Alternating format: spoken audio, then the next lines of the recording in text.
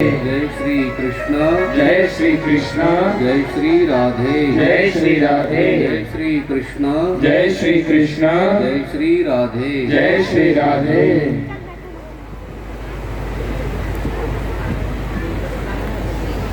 सुखदेव जी महाराज राजा परीक्षित को बता रहे हैं, एक दिन की बात है। परीक्षित नंद बाबा इंद्र यज्ञ कर रहे थे। इंद्र के लिए उस समय बुजुर्ग वाले वहां पर बैठे हुए, ऋषि मुनि लोग बैठे हुए।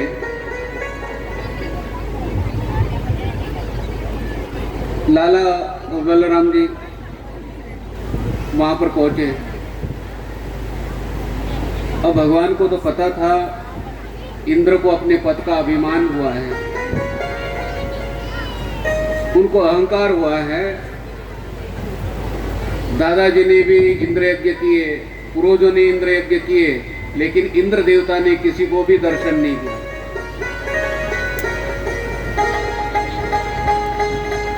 भाई थोड़ा भी कोई कार्य करता है तो हम धन्यवाद बोलते हैं, लेकिन दादाजी ने पूजा की, परदादा ने पूजा की, इंद्र देवता उनके लिए यज्ञ किए, लेकिन इंद्र देवता ने किसी को भी दर्शन नहीं दिया।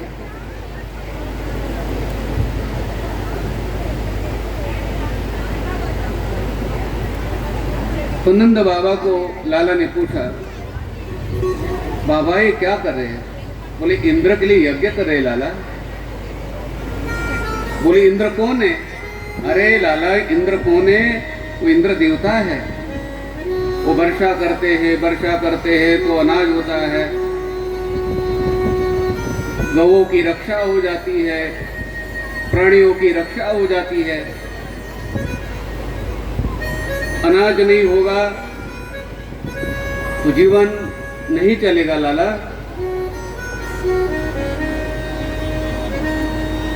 बोले बाबा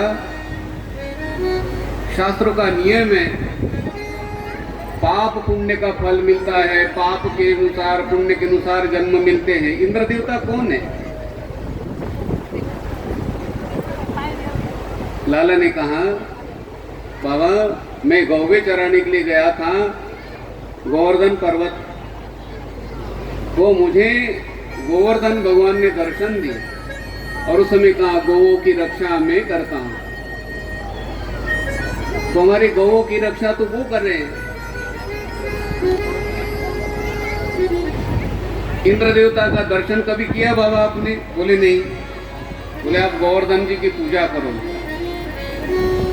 गिरिराज की पूजा करो, और गिरिराज आपको दर्शन भी देंगे और हमारे गौओं के व्रत की रक्षा करेंगे। तो ऋषि मुनि लोग बैठे हुए थे। ऋषि मुनियों ने कहा कि लाला ठीक बोल रहे, शास्त्र सम्मत बात है, क्योंकि लाला के मुखारविंद में तो वेद है। लाला जो भी बात करते वो शास्त्र सम्मत बात करते हैं।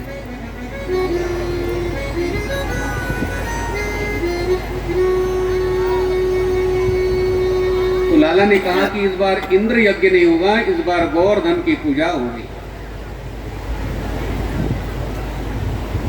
तो ऋषि मुनियों ने, बुजुर्ग वालों ने कहा कि लाला ठीक बोल रहे हैं। तो नंद बाबा ने बात मान ली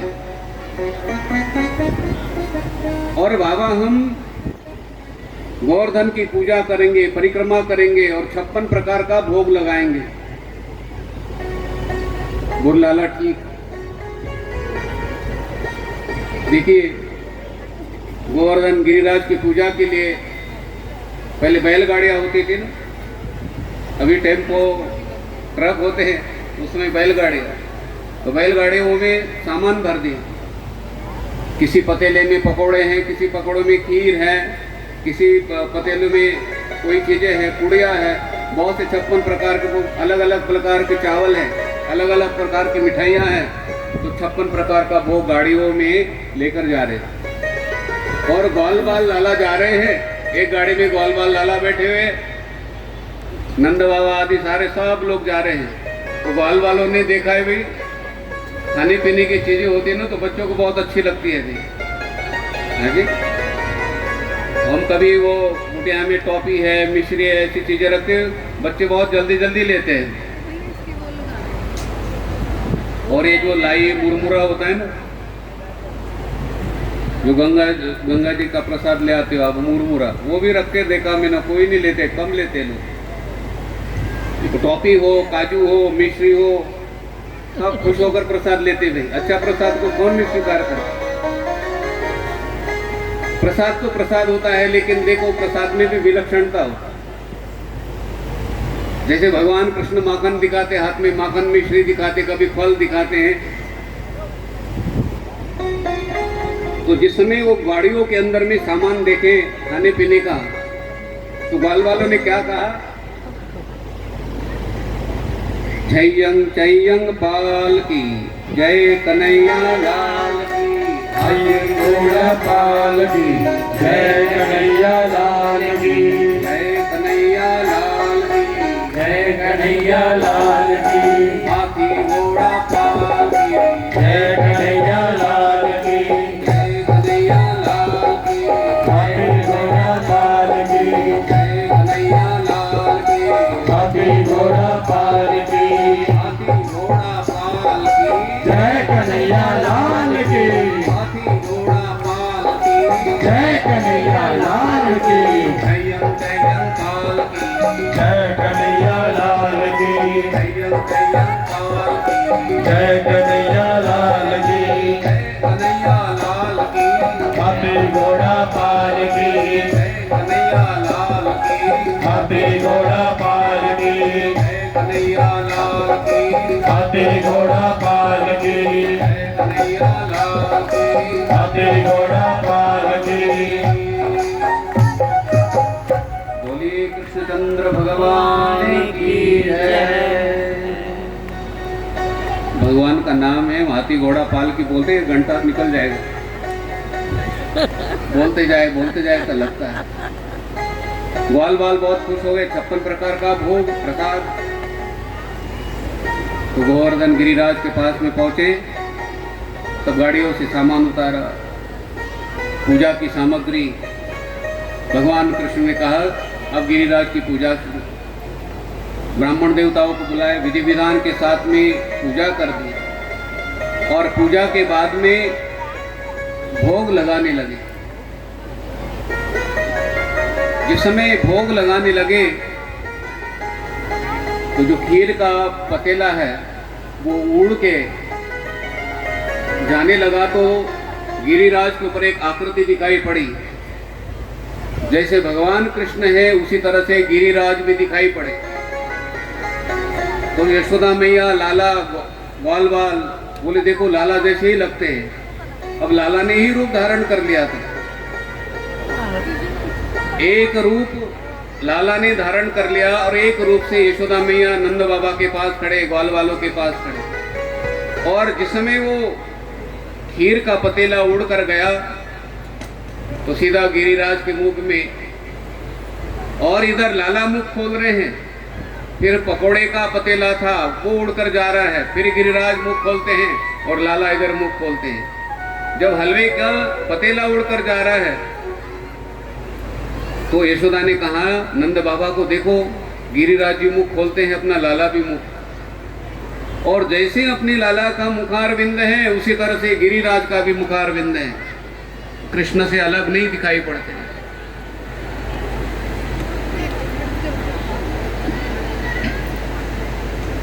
अब देखिए पूजा हो गई विधि विधान के साथ में। अब इंद्र देवता को पता चला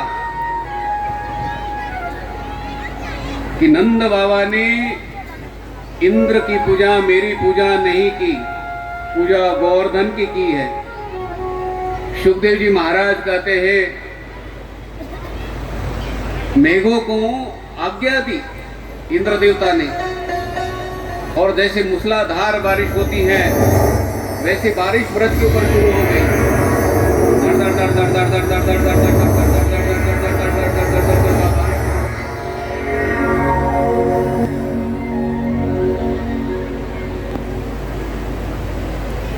तो नंद बाबा ने लाला से कहा, लाला ये क्या हो रहा है? सब बुजुर्ग लोग बोल रहे हैं हमने तो यज्ञ नहीं किया इंद्र देवता के लिए, इंद्र देवता कुपित हो गए और क्रोध में आवेश में आकर बड़े बड़े मेघों को खोल दिया।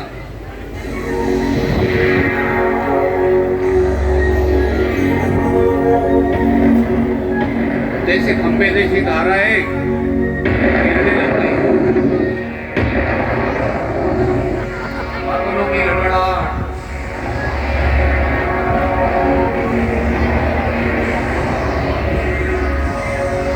सब लाला के पास में आए, सब लोग दौड़ दौड़ के बोले लाला क्या करे क्या करे। तो लाला ने कहा, बाबा मैं अभी गिरिराज को उठाता हूँ, गोवर्धन को उठाता हूँ। बोले आप कैसे उठाओगे? बोले छाता जैसे उठाते हैं बाबा, जैसे छाता उठाते उसी तरह से गोवर्धन को उठाऊंगा। नंद बाबा का विश्वास नहीं हो पाया, बुजुर्ग वाले थे उनका विश्वास नहीं हो पाया। भाई बालक बाल्टी नहीं उठा सकता है भरी हुई, गोवर्धन को कैसे उठाएगा? और गोवर्धन की परिक्रमा करने में आपको 4 घंटे लगते हैं, ऐसे बड़े गिरिराज को लाला कैसे उठाएंगे?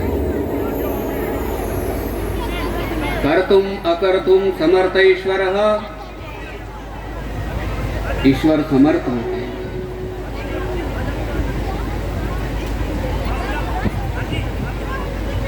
तो लाला ने क्या कर लिया है, गिरिराज को हाथ लगा दिया। जैसे आप छाता उठाते हो तो छाते का वजन हल्का होता है, उसी तरह से गिरिराज का वजन स्पर्श होते ही हल्का हो गया। और जैसे आप छाता उठाते उसी तरह से भगवान ने कनिष्ठ उंगली के ऊपर गोवर्धन को गिरिराज में उठा लिया। कृष्णचंद्र भगवान की जय। और ये उंगली देखिए, बिल्कुल ये उंगली नाजुक उंगली है और इस उंगली के ऊपर कहते हैं भगवान ने गिरिराज को उठाया।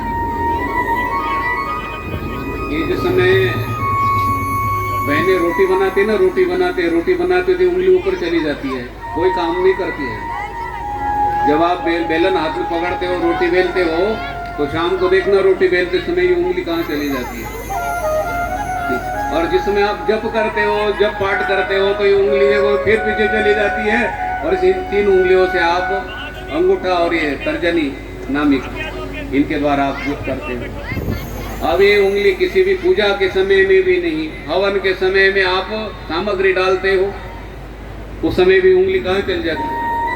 नाजुक उंगली है। नाजुक उंगली के ऊपर देखो इतना बड़ा गिरिराज, इतना बड़ा पर्वत भगवान ने उठा लिया। और नंद बाबा को कहा कि अब गौओं को सबको लेकर आइए, बाल बालों को सबको लेकर आओ, गोपियों को सबको लेकर आओ। सब गिरिराज के अंदर में, गिरिराज पर्वत के नीचे सारे गौवे, बछड़े, गोपिकाएं, सारे लोग एकत्रित हो गए। बुजुर्गों ने क्या किया? बुजुर्गों ने बड़े बड़े डंडे लगाए, बड़ी बड़ी लकड़ियां। बोले लाला हम भी मदद करते हैं आपको। तो गिरिराज को उठाकर बुजुर्ग लोगों ने भी लकड़ियां लगा दी। भगवान को लगा भी लकड़ियों के द्वारा क्या हो सकता है, ये तो मेरी उंगली के ऊपर है।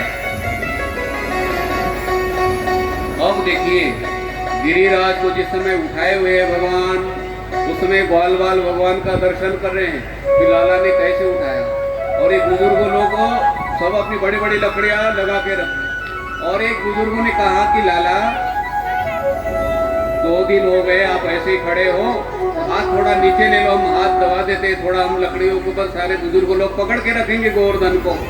लाला को लगा मैं उंगली हटा देता हूँ तो क्या हो जाएगा, लेकिन बुजुर्ग लोग मान नहीं रहे थे। तो लाला ने थोड़ी सी उंगली नीचे ली, कड़कड़ कड़कड़ कड़कड़ कर सारी लकड़ियां, बड़ी लकड़ियां टूट गई। और लाला लाला लाला संभालो संभालो संभालो, फिर भगवान ने उंगली लगा दी। अब देखिए वर्षा, ऐसी तेज वर्षा, मूसलाधार जैसे खंबे ने पिलर, ऐसी वर्षा हो रही है। कैसा सही था क्या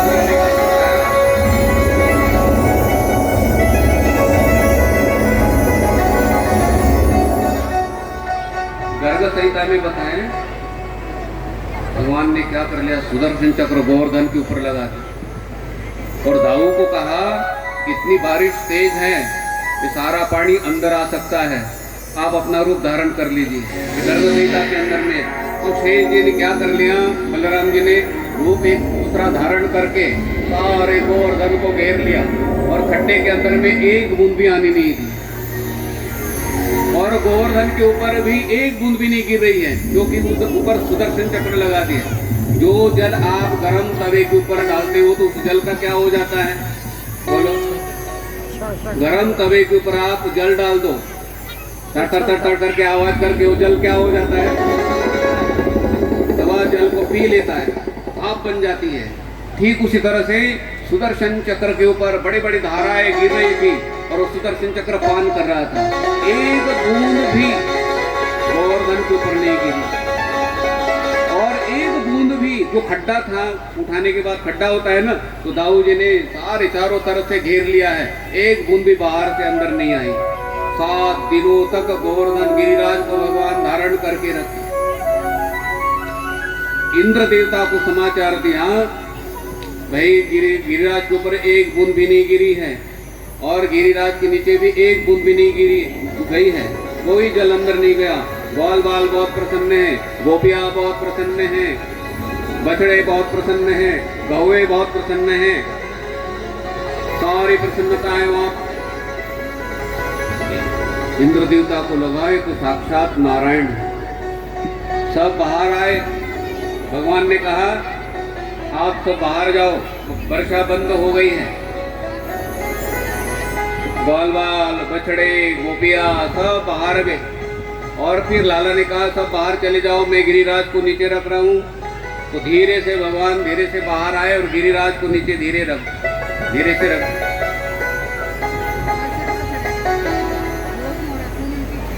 अब ठाकुर जी को 56 प्रकार का भोग क्यों लगता है, ठाकुर जी को 56 प्रकार का भोग क्यों लगता है, कहते हैं 7 दिनों तक भगवान ने भोजन नहीं किया, जल पान नहीं किया, जल नहीं लिए, किसी प्रकार की चीज नहीं खाई, क्योंकि भगवान गोवर्धन को गिरिराज को धारण कर।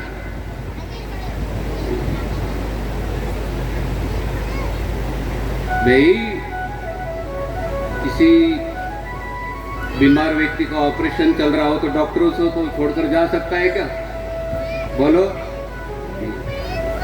छोटे बालक को छोड़कर माँ जा सकती, छोटा बालक होता है, नन्हा बालक गोदी में, उसकी गर्दन ऐसी गिरती है भाई, और बालक को कोई लेना चाहता है ना तो माँ उसकी तरफ देखती रहती है, इसको गर्दन के नीचे हाथ लगाए कि नहीं, गर्दन लटकती है और माँ का यहाँ पर हृदय धड़कन बढ़ जाती है, बहुत ध्यान रखती है माँ। फिर अपने पास में जब तक बालक नहीं आता है, जब तक बालक को नहीं लेते तब तक माँ को शांति नहीं मिलती।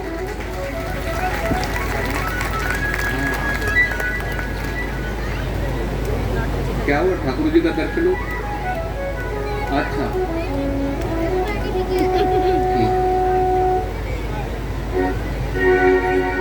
56 प्रकार का भोग क्यों लगता है, तो कहते हैं देखिए यशोदा मैया क्या करती थी, लाला को 8 बार भोग लगाती थी, 8 बार भोजन खिलाती थी। मेरे तरफ देखो, ध्यान दो, लाला को 8 बार दिन में खिलाती थी, 8 प्रहर, ठीक है।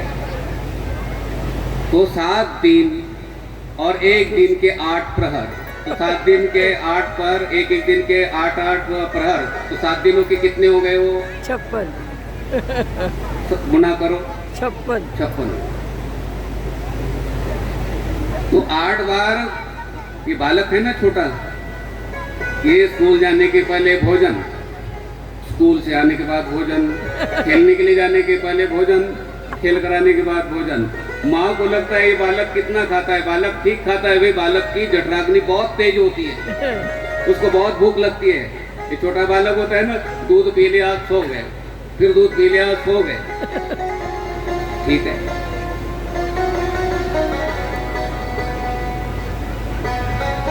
अब देखिए 7 दिनों तक गिरिराज को धारण करने के कारण भगवान ने 7 दिनों तक कुछ नहीं लिया था, इसलिए एक दिन का भोग 8 प्रकार का भोग, तो 7 दिनों के कितने हुए? 56 प्रकार के। तो 7 दिनों तक कहते हैं भगवान को अलग अलग प्रकार का भोग लगाए, 56 प्रकार का भोग लगाए। है जी? देखो ये जो पनीर होता है ना, 4-5 प्रकार का पनीर बनता है। चावल होते हैं 4-5 प्रकार के चावल बनते हैं भाई। हाँ ठीक।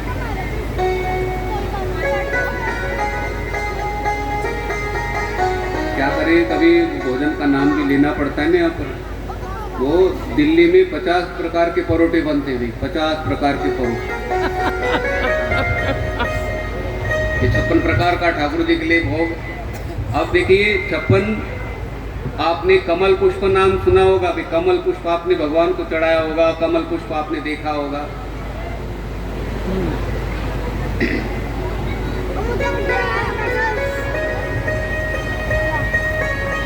जो कमल पुष्प होता है ना, उसके ऊपर जो पंखुड़ियां होती हैं वो 8 होती है ऊपर वाली। है जी, ध्यान से सुनना, बहुत नई बात है और गूढ़ रहस्य है। ठीक है, ध्यान से सुनना भी। ठाकुर जी आते हैं तो हमें भी लगता है दर्शन करना है, ठीक है, लेकिन ठाकुर जी को जानोगे तो ठाकुर जी के प्रति कहते हैं हमारी आराधना साधना करने की जो रुचि है वो उत्पन्न हो जाती है जी। तो कमल पुष्प के पकौड़ियाँ कितनी है वे? ऊपर वाली पकौड़ियाँ 8, और जो बीच वाली कहते 16 होती है, और नीचे कहते 32 होते हैं। बहुत लोग और सुनते 8 और 16 और 32 कितने हो गए? हाँ, राधा भगवान कृष्ण राधा जी के पास सानिध्य में कमल पुष्प के ऊपर बैठे हुए थे, और ये कमल की पंखुड़ियाँ जो है ना, इसमें एक एक गोपी होती हैं। तो 56 प्रकार की गोपियाँ, अलग अलग श्रेष्ठ जो गोपियाँ हैं वो एक एक पत्ते के ऊपर विराजमान होती हैं। ठीक है, 8 पकौड़ियाँ ऊपर वाली, बीच वाली कहते हैं 16, और सबसे लास्ट में जो होती है 32, वो 32 होती है। इसलिए कमल पुष्प कहते भगवान को बहुत प्रिय होता है। ये 56 प्रकार का भोग भगवान को, ठाकुर जी को लगता है। अभी 7 दिनों तक भगवान ने गोवर्धन धारण किया है। इसका रहस्य देखिए। अपनी कथा कब शुरू हुई संजू जी? क्या दिन था? रविवार। रविवार से शनिवार तक कितने दिन होते? 7 दिन होते हैं। तो 7 दिनों तक देखो हमारा शरीर भगवान गोवर्धन रूपी शरीर को धारण करते हैं, और फूल जैसा वजन होता है। किसी को लगता है भी हमारा वजन 60 किलो है, 70 किलो है जी। हमारे मित्र का एक वजन बताया 108 किलो। मैंने कहा आप वजन उठाते हो? बोले बिल्कुल नहीं उठाता हूँ, फूल जैसा लगता है। हाथी का शरीर देखो आप कितना है, वो बीमार हो जाता है तो क्रेन से उठाना पड़ता है, और वो हाथी जैसे गोवर्धन को उनके शरीर में बैठकर कौन उठा रहे? भगवान। तो हमारे शरीर को भगवान उठाते हैं। ये शरीर रूपी गोवर्धन को 7 दिनों तक भगवान उठाते हैं। ऐसे 7 दिन 7 दिन 7 दिन कहते हैं, साल की गिन के जाना, तो 7 दिनों तक भगवान उठाते हैं। अब हम किसी की गोदी में जाए और हम